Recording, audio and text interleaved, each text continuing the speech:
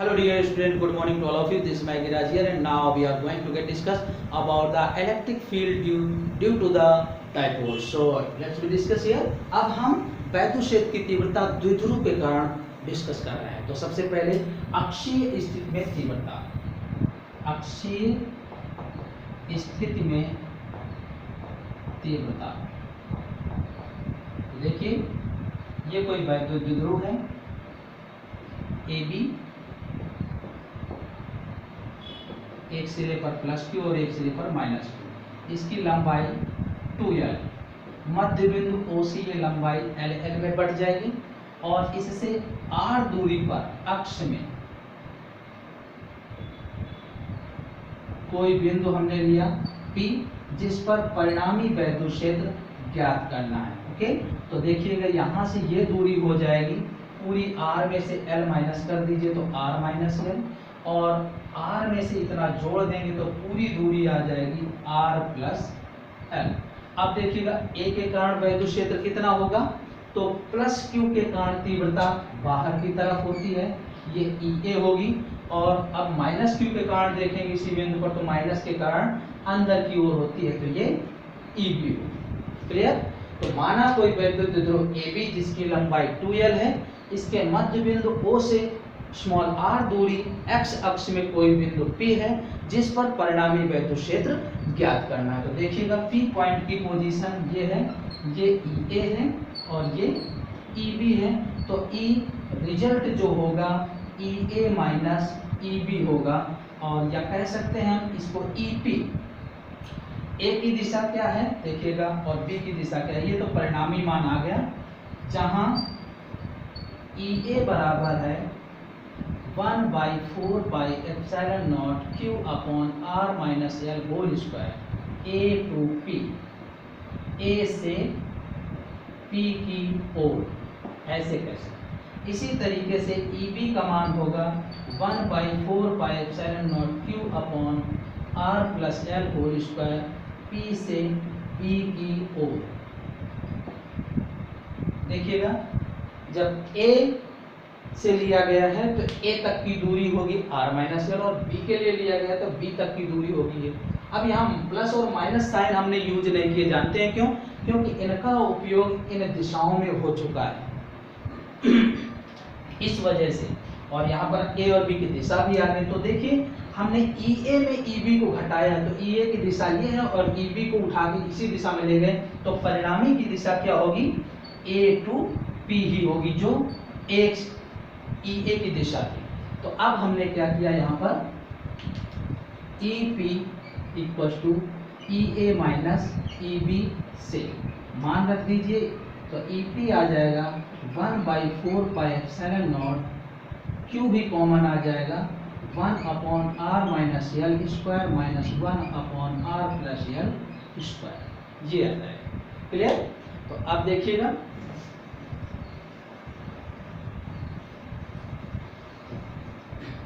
इसको सॉल्व कर दीजिएगा. EP equal to 1/4 pi epsilon naught Q R minus L whole square R plus L whole square, तो R plus L whole square minus R minus L whole square, ये आ जाएगा. तो ये आ जाएगा 1/4 पाई एप्सिलॉन नॉट Q. देखिए ये स्क्वायर तो हम दोनों को एक साथ लिख दें और इसको हम होल स्क्वायर लिख सकते हैं. अब इसका स्क्वायर ओपन कर दीजिए, R square plus L square plus 2RL minus R square minus L square minus minus plus 2RL. ये A माइनस B स्क्वायर होगा, A square plus B square minus 2AB, और माइनस का गुणा होगा तो सारे चिन्ह बदल जाएंगे, तो R square plus L square cancel हो जाएगा. EP आ जाएगा 1/4 पाई एप्सिलॉन नॉट 2RL और 2RL 4RL, तो 2L इंटू 2R ऐसे लिख दें, और ये R square minus L square whole square हो जाएगा. तो अब यहाँ पर देखिएगा जो द्विध्रुव की दूरी थी वो बहुत अल्प थी और आदर्श द्विध्रुव के लिए तो लगभग नगण्य ही माना था, तो L स्क्वायर जो होगा R स्क्वायर की तुलना में बहुत छोटा है, इसलिए L स्क्वायर को हमने नगण्य मान लिया, और Q इंटू 2L हो जाएगा P. तो EP आ जाएगा 1/4 pi epsilon naught P into 2R upon R square whole square. ये सब वेक्टर है। ओके, तो देखिएगा r से एक r कैंसिल हो जाएगा, r स्क्वायर का स्क्वायर r पावर 4, तो 1/4πε0 2p अपॉन r क्यूब आएगा। ये अक्षीय स्थिति में वैद्युत क्षेत्र की तीव्रता होगी। क्लियर? तो ये हमने समीकरण 1 में EA और EB की वैल्यू रख दी, जो कॉमन है वो बाहर कर दिया, और इसमें हमने एलसीएम ले लिया।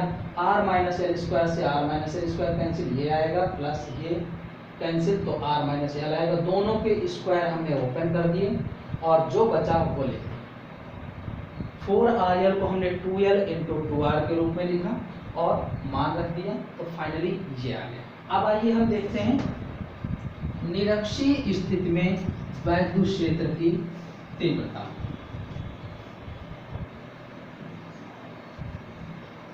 तो अब की बार जो बिंदु लेंगे P बिंदु, वो x अक्ष में ना होकर के y अक्ष में होगा, इसका मतलब निरक्ष है। माना कोई वैद्युत ध्रुव AB जिसकी लंबाई 2l है,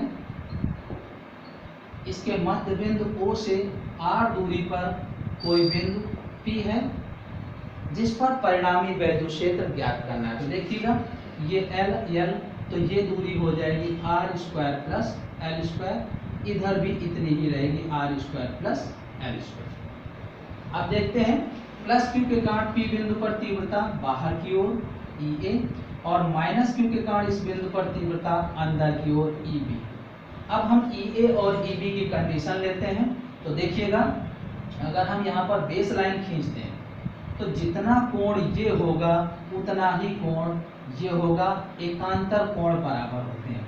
इसी तरीके से जितना कोण ये होगा उतना ही कोण ये होगा, संगत कोण बराबर होते हैं। अब हमने ये देखें कि दोनों ही हमने थीटा ही क्यों लिया, क्योंकि ये दोनों ही त्रिभुज समान है, L है, दोनों में R कॉमन है, ये समकोण है, ये समकोण रहेगा, ये जो विकर्ण है वो भी बराबर है, तो दोनों ही त्रिभुज समान है, इसलिए इनके कोण भी बराबर होंगे। तो हम P बिंदु की स्थिति देखते हैं, ये है इस तरीके से, ये P है और इस तरीके से ये EA है और ये EB है, ये थीटा है और ये थीटा है। तो देखिएगा इसके जब हम घटक करेंगे तो घटक करने पर EA का क्षैतिज आएगा EA cos थीटा और ऊर्ध्व आएगा EA sin थीटा। इसी तरीके से EB का क्षैतिज घटक इसी आधार से कोण जुड़ा है, तो EB cos थीटा और ऊर्ध्व आएगा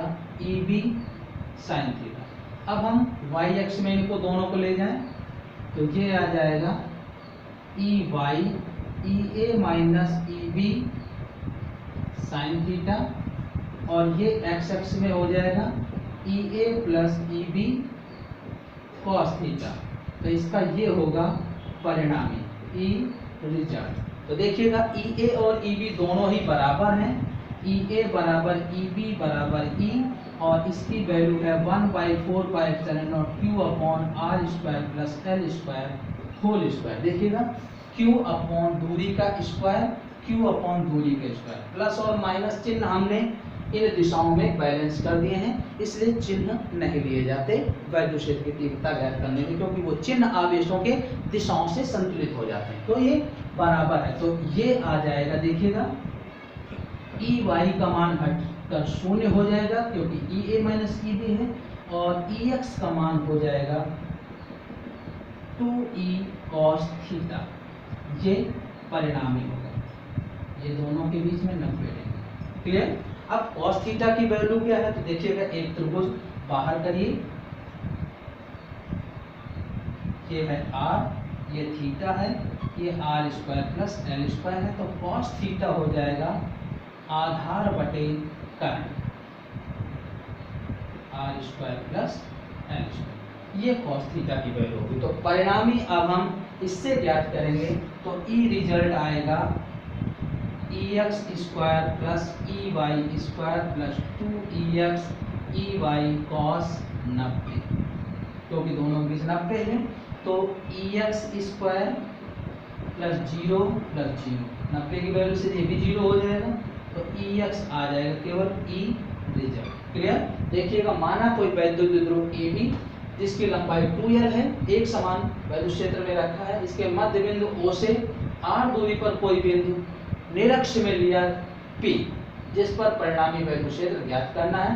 तो यहाँ पर प्लस Q के कारण तीव्रता बाहर की ओर और माइनस Q के कारण तीव्रता अंदर की ओर। अब हमने ये दोनों ही कोण थीटा होंगे क्योंकि दोनों ही त्रिभुज बराबर हैं, तो इनके कारण ये थीटा है, ये थीटा होगा एकांतर कोण बराबर, ये थीटा है तो थीटा संगत कोण बराबर। तो हमने इनके घटक कर लिए और सबको एक दिशा में कर लिया, तो ये वाई अक्ष में हो गया, ये अक्ष।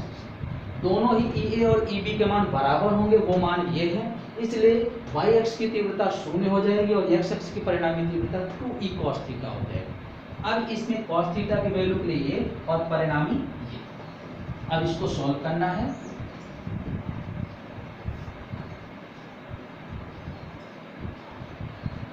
ई रिजल्ट आया ई एक्स और इसकी वैल्यू है 2e cos ऑफ थीटा, तो ई रिजल्ट आएगा 2 into 1/4 pi epsilon naught q upon r square plus l square into l upon r square plus l square power 1/2। ये पावर 1 है और ये आधा, 1 और आधा 1.5 हो जाएगा। q इंटू 2l लिखा है 1/4 पाई एप्सिलॉन नॉट और ये आ जाएगा r square plus l square power 3/2। तो l square less than r square, then l square tends to 0 और p equal to q into 2। तो ये वैल्यू पुट कर दीजिए,